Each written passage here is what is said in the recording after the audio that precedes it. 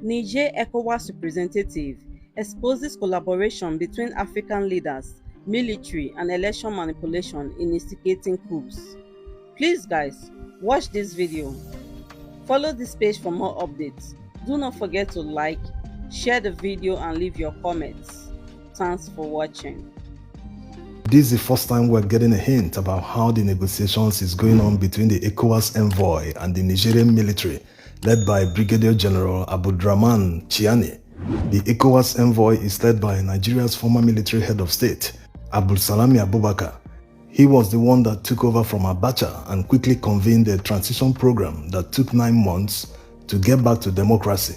That was in 1999. According to Abubakar, when he and his team arrived in Niger for the first time to negotiate with the military, they couldn't meet him. It was not out of negligence. He didn't want to ignore them. It was just because the atmosphere in Niger was too tense that even traveling on the road was difficult. So that was why they held a meeting at the airport without meeting Chiani himself. On the second meeting, before even the meeting could start, Chiani informed them that reinstating Bazoum was not on the table, that they are not even considering that at all, so they should remove that from the negotiations. Abubakar also urged Chiani to restore electricity to the apartment where the former president Bazoum was being held. Chiani quickly replied that he cannot do anything unless Nigeria restores electricity to Niger Republic. Yes, Nigeria quickly cut off electricity supply to Niger Republic as part of the ECOWAS sanctions. Niger Republic receives about 70% of their electricity supply from Nigeria.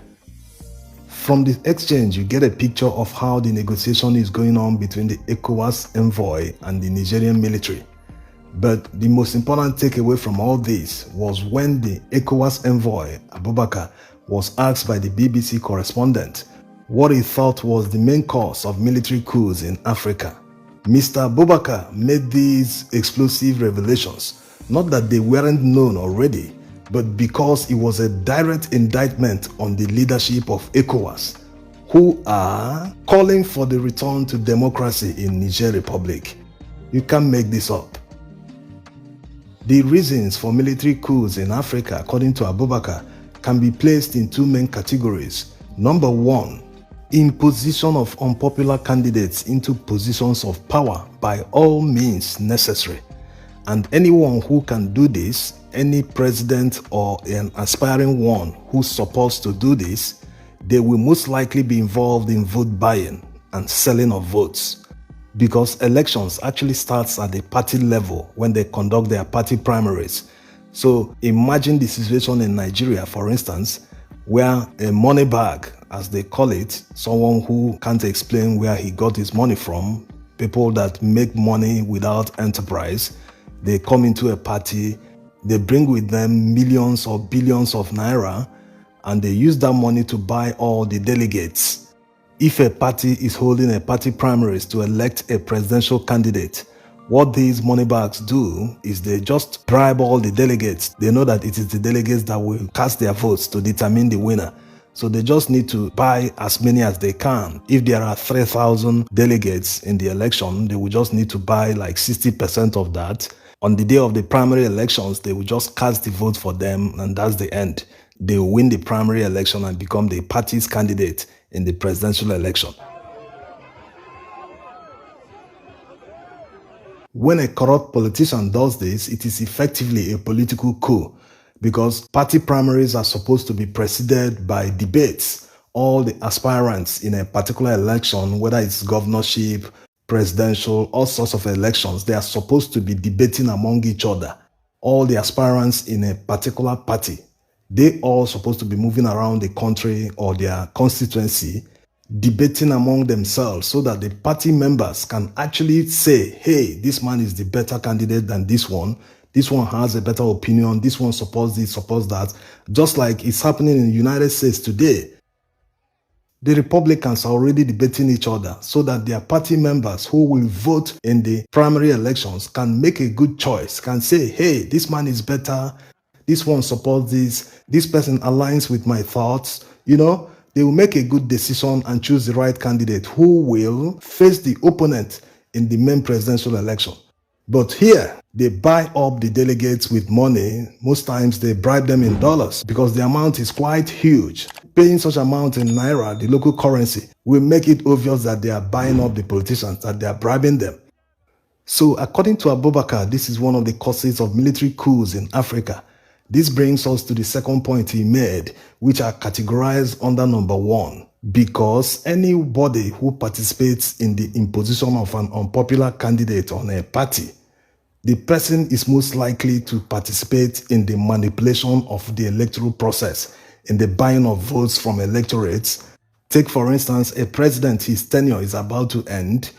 Instead of allowing the party to throw up the most popular candidate, allowing the aspirants to debate among themselves, making sure that at least all the aspirants must debate each other, that no one can avoid the debate, that avoiding the debate will amount to disqualification. So when all these kind of people participate in imposing an unpopular candidate, they are most likely to participate in manipulating the electoral process. That's the point. This is because they already know the unpopular candidate cannot win a free and fair election. So to make that person to win, they must manipulate the process. Yes, it's simple.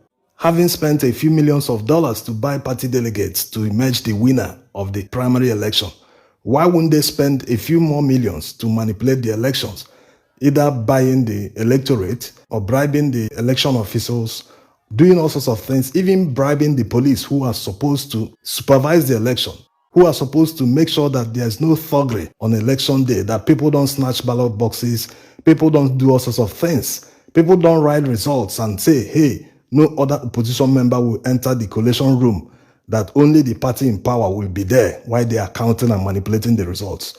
And the end of all this is that you can never get good governance from such people. When people spend millions of dollars to come to power, they buy their way to power. You expect them to care for you? They will never. It has become a business venture, and when an investor invests money, he will be looking forward to a return on his investment. When politicians steal money and use that money to buy their way to power and get to office, they will be more interested in recovering the money they invested with huge amounts of profit. So with all the corruption going on, it can still provoke a military coup. Now, let's see number 2.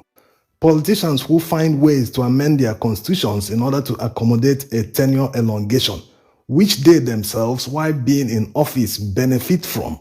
It's already unlawful to make laws because of one man. Even Putin, when he finished his first 2 terms, he had to step down and allow Medvedev to be president before he came back. So Alassane Ouattara, the president of Cote d'Ivoire, who finished his 2 terms as president and still benefited from a 3rd term. Yes, right around his 2nd term, he manipulated the process to benefit from it. Let's even assume that Cote d'Ivoire lawmakers wanted to amend the constitution to accommodate a 3rd term without pressure from Alassane. Why did Alassane benefit from it? He's not the only one qualified to be president in Cote d'Ivoire. No one is indispensable. Why must it be him? Why not another person? If not him, what will happen in Cote d'Ivoire? Life will go on. So politicians who manipulate the process, amend the constitution to benefit from it, are the main causes of military coup. Look at what is happening in Gabon today. They had an election, they cut off internet. In fact, Omar Bongo, who won the election, or has it been declared? Their family has been in power since 1969. Can you imagine that?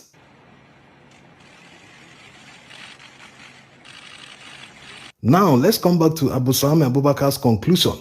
He urged all politicians in Africa to always play by the rules of democracy. He also has some word for followers that they should not mortgage their future in the hands of politicians. That's talking about citizens. You don't follow politicians blindly. You don't just start campaigning for them. Just take money and try to convince people and sell your votes, that if everyone plays by the rules, that military coups in Africa will be a thing of the past. Yes, Abubakar is right. He also commands a lot of respect, being seen as the golden military man who willfully handed over power to a civilian government in 1999. You can understand why he is leading the ECOWAS envoy. But one wonders, Did he tell all the ECOWAS leaders exactly what he told the BBC in the interview? Because the picture he painted exactly resembles Tinubu and Alassane. These two men are the loudest voices in ECOWAS calling for the return of Bazoum in Niger. And today we have a similar situation in Niger. I'd like to say that ECOWAS cannot accept this.